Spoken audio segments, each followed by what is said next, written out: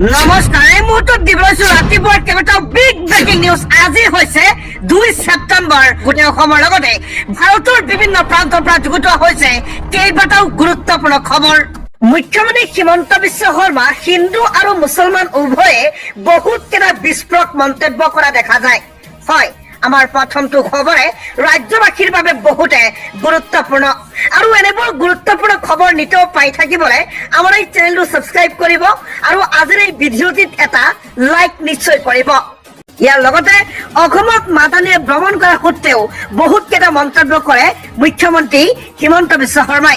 এই আটাইবোৰ খবৰ আপোনালোকক এটাৰ পিছত এটা কৰি দিবলৈ যত্ন কৰিম, গতিকে ভিডিঅ'টি অলপ স্কিপ নকৰাকে শেষলৈকে চাব। মুখ্যমন্ত্ৰী হিমন্ত বিশ্ব শৰ্মাৰ মন্তব্য, বাঙালী হিন্দু অসমীয়া হিন্দু বুলি কোনো কথা নাই, সকলো হিন্দু এক বুলি মন্তব্য মুখ্যমন্ত্ৰীৰ। লগতে ভাৰতীয় মুছলমানক লৈ সমস্যা নাই মুখ্যমন্ত্ৰী হিমন্ত বিশ্ব শৰ্মাৰ, কিন্তু আপুনি বৰাকত থাকি বাংলাদেশৰ ৰেডিঅ' শুনিলে নহব বুলি মন্তব্য মুখ্যমন্ত্ৰীৰ। ইয়াৰ লগতে আৰু কেইবাটাও বিস্ফোৰক মন্তব্য। অসমত বাঙালী হিন্দু 100% সুৰক্ষিত বুলি মন্তব্য মুখ্যমন্ত্ৰীৰ। মই মুখ্যমন্ত্ৰী হোৱাৰ সময়ৰ পৰা কোনো সমস্যাৰ সন্মুখীন হোৱা নাই হিন্দু বাঙালী। বঙালী হিন্দুৰ আধাৰ কাৰ্ডৰ সমস্যাও কৰা হল সমাধান। বঙালী হিন্দু অসমীয়া হিন্দু বুলি কোনো কথা নাই, সকলো হিন্দুৱে এক বুলি মন্তব্য মুখ্যমন্ত্ৰীৰ। যি মুছলমানে ভাৰতক নিজৰ বুলি ভাবে তাক লৈ কোনো সমস্যা নাই। ভাৰতৰ আইন কানুন সংস্কৃতি সকলোৱে মানিব লাগিব প্ৰত্যেকজন মুছলমানে। বৰাকত থাকি বাংলাদেশৰ ৰেডিঅ' শুনিলে নহব ভাৰতৰ মুছলমানে। হয়, ভাৰতৰ মুছলমানে ভাৰতক নিজৰ দেশ বুলি যদি ভাবে হিমন্ত বিশ্ব শৰ্মাৰ কোনো প্ৰব্লেম নাই, কোনো সমস্যা নাই, কিন্তু বৰকাত থাকি বাংলাদেশৰ ৰেডিঅ' শুনিলে কিন্তু নহব বুলি মন্তব্য মুখ্যমন্ত্ৰীৰ। মুখ্যমন্ত্ৰী হিমন্ত বিশ্ব শৰ্মাৰ এই বৃহৎ মন্তব্য। ধপাত গুটকা জাতীয় সামগ্ৰী লৈ ৰাজ্যত আহি গল কঠোৰ নিষেধাজ্ঞা। হয়, নিয়ম উলংঘা কৰিলেই যাব লাগিব জেললৈ, ভৰিব লাগিব জৰিমনা। হয়, আপুনি যদি ধপাত নাইবা গুটকা জাতীয় সামগ্ৰী সেৱন কৰে নাইবা খায়, আপুনি যদি তামোল পানো খায়, আজিৰ এই খবৰটো আপোনাৰ কাৰণে বহুতে গুৰুত্বপূৰ্ণ। অন্যথা আপুনি পৰিব মহা বিপদত। যিকোনো মুহূৰ্তত আপুনি জেললৈ যাবলগীয়া হব পাৰে নাইবা ভৰিবলগীয়া হব পাৰে এটা মোটা অংকৰ জৰিমনা। কি নতুন নিয়ম আনিছে, নতুন আইন কি প্ৰযোজ্য হৈছে ৰাজ্যখনত আপোনালোকক জনাইছো, ভিডিঅ'টি অলপ স্কিপ নকৰিব। ধপাত গুটকা জাতীয় সামগ্ৰী লৈ ৰাজ্যত আহি গল কঠোৰ নিষেধাজ্ঞা। নিয়ম উলংঘা কৰিলেই যাব লাগিব জেললৈ, ধৰিব লাগিব জৰিমনা। চৰকাৰী আৰু বেচৰকাৰী কাৰ্যালয়ৰ প্ৰাংগণত ধূম্ৰপান থু পিক পেলোৱা কাৰ্য সম্পূৰ্ণৰূপে নিষিদ্ধ কৰা হৈছে। ধূমপান কৰিলে 200 টকাৰ জৰিমনা দিব লাগিব। যদি আপুনি পাব্লিক প্লেচত নাইবা চৰকাৰী নাইবা বেচৰকাৰী কোনো অনুষ্ঠানত বা কাৰ্যালয়ৰ সন্মুখত আপুনি ধূমপান কৰোঁতে ধৰা পৰে, তেনেহলে 200 টকাৰ জৰিমনা দিবলগীয়া হব পাৰে। ৰাজহুৱা স্থানত ধপাত থুপিক পেলোৱা কাৰ্যত 500 টকাৰ জৰিমনা। আপুনি পাব্লিক প্লেচত অৰ্থাৎ ৰাজহুৱা স্থানত আপুনি ধপাত নাইবা থুপিক যদি আপুনি পেলায়, তেনেহলে 500 টকাৰ জৰিমনা আপুনি ভৰিবলগীয়া হব পাৰে। সকলো কাৰ্যালয়ে নো টাবাকু জন লিখিত ফলক প্ৰদৰ্শন কৰাটো বাধ্যতামূলক। বিদ্যালয় মহাবিদ্যালয়ৰ 100 গজৰ ভিতৰত ধপাত বিক্ৰী কৰা ব্যৱহাৰ সম্পূৰ্ণৰূপে নিষিদ্ধ কৰা হৈছে। হয়, বিদ্যালয় মহাবিদ্যালয়ৰ 100 গজৰ ভিতৰত আপুনি ধপাত বিক্ৰী কৰা নাইবা ব্যৱহাৰ কৰা সম্পূৰ্ণৰূপে নিষিদ্ধ কৰা হৈছে, অন্যথা আপুনি বিপদত পৰিব পাৰে। বিদ্যালয় মহাবিদ্যালয় সমূহে টবাকো ফ্ৰী এডুকেশ্যনেল ইনষ্টিটিউট লিখিত ফলক আঁৰি থব লাগিব। বিধি উলংঘা কৰা সকলৰ বিৰুদ্ধে কটপা COTPA 2003 অধীনত লোৱা হব কঠোৰ ব্যৱস্থা। আইনগত প্ৰক্ৰিয়া আৰু শৃংখলা ভংগজনিত দণ্ডমূলক পদক্ষেপ গ্ৰহণ কৰা হব।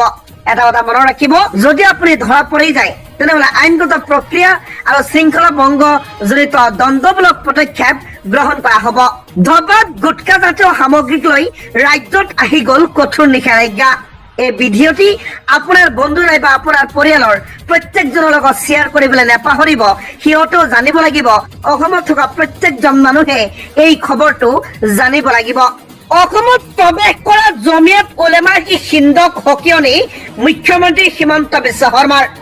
হয়, অসমত মাদানী বিতৰ্কৰ মাজতে সংগোপনে মাদানীয়ে উপস্থিত হৈছে অসমৰ গোৱালপাৰাত আৰু ইয়াক লৈ মুখ্যমন্ত্ৰী হিমন্ত বিশ্ব শৰ্মাই সকিয়নি প্ৰদান কৰিছে জমিয়ত উলেমা-ই হিন্দক অসমত প্ৰৱেশ কৰা জমিয়ত উলেমা-ই হিন্দক কঠোৰ সকিয়নি মুখ্যমন্ত্ৰী মাদানী অসমত উপস্থিত হোৱাৰ পাছতে কঠোৰ গৃহ বিভাগ বিপদত পৰিব পাৰে জমিয়ত উলেমা-ই হিন্দৰ নেতৃত্ব অসম আৰক্ষীৰ তীক্ষ্ণ নজৰত থাকিব মাদানীৰ সজাতি দল গোৱালপাৰালৈ যোৱা 7জনীয়া দলৰ তালিকা প্ৰকাশ কৰিছে মুখ্যমন্ত্ৰীয়ে গৃহ বিভাগৰ নজৰত আছে বুলি মুখ্যমন্ত্ৰীৰ সকিয়নি 2026 চনৰ বিধানসভা নিৰ্বাচনৰ পূৰ্বে পুনৰবাৰ শক্তি বৃদ্ধি পাইছে কংগ্ৰেছ দলৰ উজনি অসমত বিজেপি আৰু অসম গণ পৰিষদত দল ত্যাগৰ ধুমুহা 300ৰো অধিক দলীয় কৰ্মীয়ে যোগদান কৰিছে কংগ্ৰেছ দলত জ্যেষ্ঠ নেতাৰ উপস্থিতিত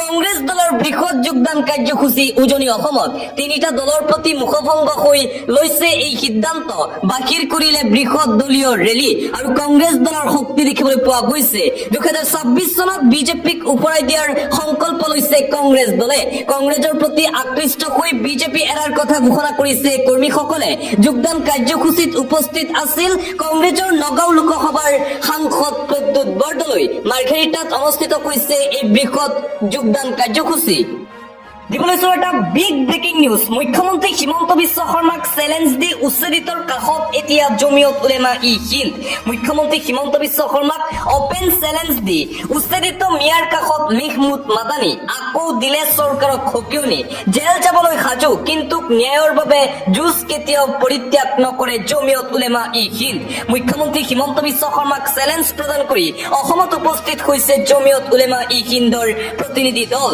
আৰু আনপিনে অসমত জমিয়ত উলেমা-ই হিন্দৰ এই দল প্ৰৱেশ কৰাৰ পিছতে তীব্ৰ সকিয়নি প্ৰদান কৰিছে মুখ্যমন্ত্ৰীয়ে মাদানী অসমত উপস্থিত হোৱাৰ পাছতে কঠোৰ গৃহ বিভাগ বিপদত পৰিব পাৰে জমিয়ত উলেমা-ই হিন্দৰ নেতৃত্ব অসম আৰক্ষীৰ তীক্ষ্ণ নজৰত থাকিব মাদানীৰ সজাতি দল গোৱালপাৰালৈ যোৱা 7জনীয়া দলৰ তালিকা প্ৰকাশ কৰিছে মুখ্যমন্ত্ৰী হিমন্ত বিশ্ব শৰ্মাই গৃহ বিভাগৰ নজৰত আছে বুলি মুখ্যমন্ত্ৰী হিমন্ত বিশ্ব শৰ্মাৰ সকিয়নি মাদানীৰ সজাতি দলটোত আছে 7জনকৈ বিষয়ববীয়া বিটিসি নিৰ্বাচন স্পৰ্শকাতৰ সময়ত অহাক লৈ সতৰ্কবাণী মুখ্যমন্ত্ৰী শৰ্মাৰ শান্তি সম্প্ৰীতি বিঘ্নিত হলেই ব্যৱস্থা লোৱাৰ হুংকাৰ আইন শৃংখলা বিঘ্নিত হোৱাৰো আশংকা জমিয়তৰ দলটোক লৈ দলটোত আছে অধ্যক্ষ মৌলানা মেহমুদ মাদানী সাধাৰণ সম্পাদক হাছিমুদ্দিন কাছিমি আৰু জমিয়ত উলেমা-ই হিন্দক পুনৰবাৰ সকিয়নি প্ৰদান কৰিছে মুখ্যমন্ত্ৰী হিমন্ত বিশ্ব শৰ্মাই অসমত যদি কিবা সাম্প্ৰদায়িক সংঘৰ্ষ হয় তেন্তে তাৰ বাবে জবাবদিহি হ'ব জমিয়ত উলেমা-ই হিন্দ আন এটা ব্ৰেকিং নিউজ বিজেপিৰ বিৰুদ্ধে গোচৰ ৰুজু কৰিছে কংগ্ৰেছ দলে প্ৰতিবাদৰ নামত উদ্ভণ্ডালিৰ অভিযোগ উত্থাপন কৰা হৈছে বিজেপি কৰ্মীৰ বিৰুদ্ধে ইতিমধ্যে এফআইআৰ দাখিল বিজেপিৰ বিৰুদ্ধে প্ৰথমটো গোচৰ ৰুজু কৰিছে কংগ্ৰেছে প্ৰতিবাদৰ নামত উদ্ভণ্ডালিৰ অভিযোগ উত্থাপন কৰিছে বিজেপিৰ বিৰুদ্ধে দেওবাৰে হোৱা প্ৰতিবাদক লৈ এই অভিযোগ কংগ্ৰেছৰ ৰাজীৱ ভৱনত থকা বেনাৰ ফলক লৈ এই গোচৰ তৰিছে কংগ্ৰেছে ৰাজীৱ ভৱনত থকা পোষ্টাৰ বেনাৰ ফালিছিল একাংশ বিজেপি কৰ্মীয়ে তাৰ পাছতেই ভঙাগড় থানাত গোচৰ ৰুজু কৰিছে কংগ্ৰেছে প্ৰধানমন্ত্ৰীৰ মাতৃক লৈ কৰা মন্তব্যৰ বিৰুদ্ধে কৰিছিল প্ৰতিবাদ বিজেপি কৰ্মীয়ে একাংশ কৰ্মীয়ে চূড়ান্ত অভদ্ৰামী কৰাৰ অভিযোগ কংগ্ৰেছৰ এফআইআৰত বিজেপিৰ 7গৰাকী নেতাৰ নাম উল্লেখ কৰিছে কংগ্ৰেছ দলে শীঘ্ৰেই গ্ৰেপ্তাৰৰ দাবী তুলিলে কংগ্ৰেছ নেতৃত্বই আৰু এইবাৰ ভাৰতীয় জনতা পাৰ্টিৰ নেতা কৰ্মীৰ বিৰুদ্ধে কংগ্ৰেছ দলে এফআইআৰ দাখিল কৰিছে আৰু শীঘ্ৰেই গ্ৰেপ্তাৰ কৰাৰ দাবীও উত্থাপন কৰিছে